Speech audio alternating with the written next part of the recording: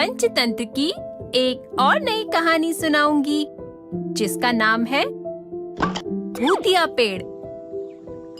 किसी जंगल में सभी जानवर मिलजुल कर रहते थे।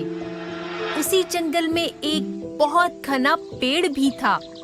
सभी जानवर उस पेड़ से दूर ही रहते थे क्योंकि उन सब का मानना था कि उस पेड़ पर भूत रहता है।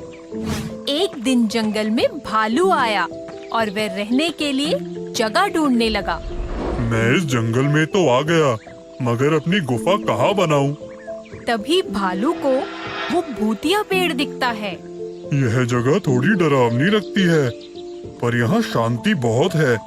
मुझे अपनी गुफा यही बनानी चाहिए। भालू उस पेड़ के नीचे पहुँचता ही है कि तभी वहाँ बंदर और हाथी आ जाते हैं और भालू को वहाँ अकेला देखकर बंदर बोलता है, अरे भालू भाई, तुम यहाँ अकेले क्या कर रहे हो? मैं यहाँ रहने के लिए गुफा बना रहा हूँ। भालू भाई, तुम यहाँ अपनी गुफा नहीं बना सकते। यह जगह सुरक्षित नहीं है। सुरक्षित नहीं है? तुम कहना क्या चाहते हो? हाथी भाई ठीक बोल रहे हैं। इस पेड़ पर तो भूत रहता है। तुम मेरे घर के नीचे अपनी गुफा बना लो, वहाँ तुम्हें कोई परेशानी नहीं होगी। अगर यह सच है तो मैं अपनी गुफा बंदर भाई के घर के नीचे ही बनाऊंगा। तीनों वहाँ से चले जाते हैं। भालू अपनी गुफा ठीक उसी पेड़ के नीचे बनाता है जिस पेड़ पर बंदर रहता था। भालू निश्चिंत होकर वहाँ रहने लगता है।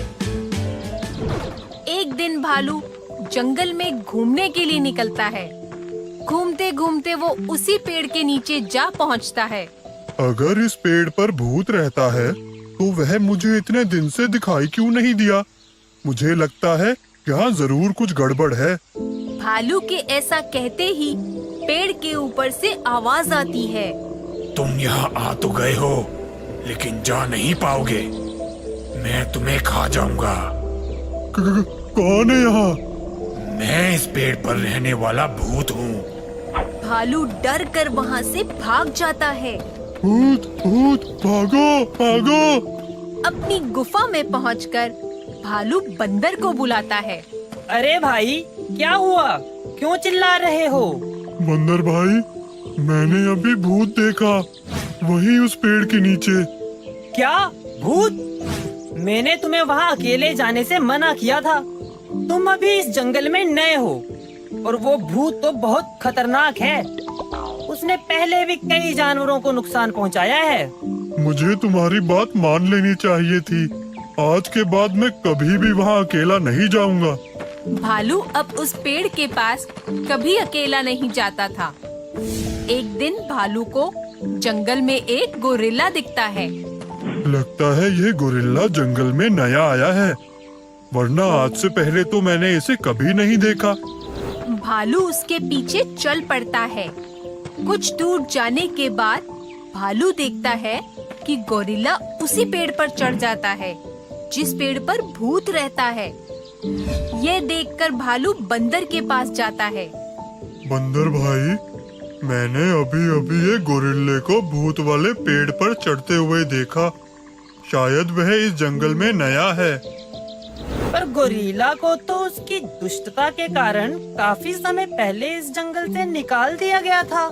तो फिर वो जंगल में क्या कर रहा है और उस भूत वाले पेड़ पर क्यों चढ़ गया? क्या वो नहीं जानता कि उस पेड़ पर भूत रहता है? बंदर सोच में पड़ जाता है। वह समझ जाता है कि पेड़ के भूत के पीछे कोई गहरा राज छुपा है।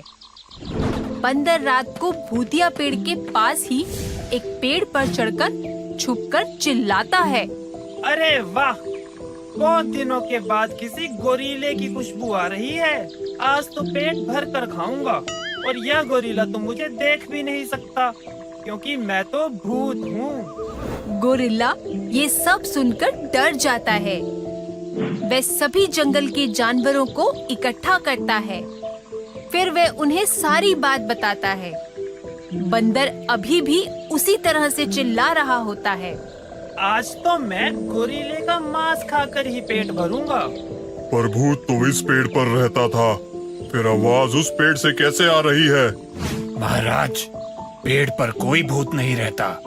आपने मुझे जंगल से निकाल दिया था, इसलिए मैं इस पेड़ पर आप सबसे छुपकर रहता था। सभी जानवरों को मैंने ही भूत बनकर डराया था, जिससे कोई मुझे देख ना सके। लेकिन अब यहाँ सचमुच का भूत आ गया है। ये सब सुनते ही बंदर नीचे आता है और सबको बताता है। यहाँ कोई भूत नहीं रहता। पेड़ पर रहने वाले भूत का सच सामने लाने के लिए ही मैं भूत बनकर इसे डरा रहा था, ठीक वैसे ही जैसे इसने हम सबको डराया था। गोरिल्ले का झूठ पकड़ा जाता है और उसे जंगल से बाहर निकाल दिया जाता है। इस तरह सभी जानवरों को भूतिया पेड़ से छुटकारा मिल जाता है और वे सब खुशी से बिना डरे जंगल में रहने लगते हैं। तो बच्चों, इस कहानी से हमें ये शिक्षा मिलती है कि हमें डर का सामना बहादुरी से करना